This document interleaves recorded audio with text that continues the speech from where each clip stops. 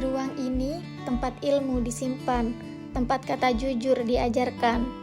Tapi di luar sana, banyak yang melupakan arti dari kata itu. Mereka mencuri bukan karena lapar, tapi karena tamak. Korupsi bukan sekedar kejahatan keuangan, tapi kejahatan terhadap masa depan. Artinya, ketika birokrasi tidak bersih, pelayanan publik melambat, ketika uang proyek bocor ke kantong yang salah, kita akan terkena dampaknya. Karena setiap rupiah yang dicuri, ada sekolah yang tak berdiri, ada jalan yang tetap berlubang, ada rumah sakit yang tak punya obat. Korupsi merampas hak orang miskin, menghancurkan kepercayaan, dan menanamkan penyakit ketidakpedulian. Hai teman-teman, saya Zaira. Hari ini saya akan mengajak kalian untuk berhenti diam melihat korupsi. Karena korupsi itu bukan hanya soal orang besar, tapi menyangkut kesejahteraan kita semua.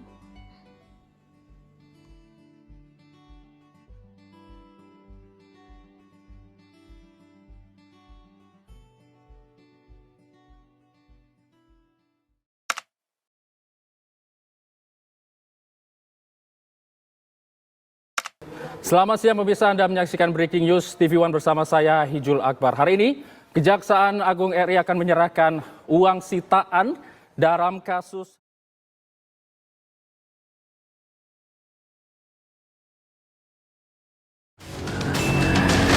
Presiden Prabowo Subianto tak main-main menunjukkan komitmennya memberantas korupsi.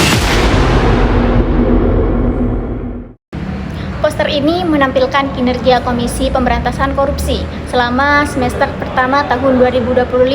Dalam periode ini, KPK menangani puluhan kasus tindak pidana korupsi, mulai dari 31 penyelidikan, 43 penyelidikan, 46 penuntutan, 31 intraj, hingga 35 eksekusi kasus. Dari berbagai penindakan tersebut, uang negara sebesar 394,2 miliar berhasil diselamatkan, berasal dari denda, penggantian kerugian, dan perampasan yang disetorkan kepada kas negara.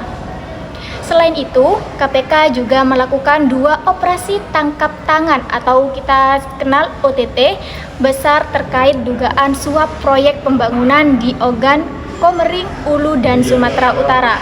Upaya penindakan lain meliputi kerjasama dengan aparat luar negeri, pencepatan lelang aset sitaan, serta dorongan pengesahan RUU untuk pemulihan aset negara. Ketua KPK, Setio Budianto, menegaskan bahwasanya capaian ini tidak hanya fokus pada penangkapan pelaku, tetapi juga pada pembangunan sistem pemerintah yang bersih dan berintegritas dari hulu ke hilir. Ingat, tidak perlu jadi pejabat tinggi untuk berkontribusi memperkuat integritas. Korupsi itu bukan masalah orang lain, ini masalah kita bersama. Kita punya hak atas pemerintahan yang bersih, kita punya tanggung jawab untuk mewariskan negeri yang lebih baik. Jadi teman-teman, jadilah bagian dari perubahan.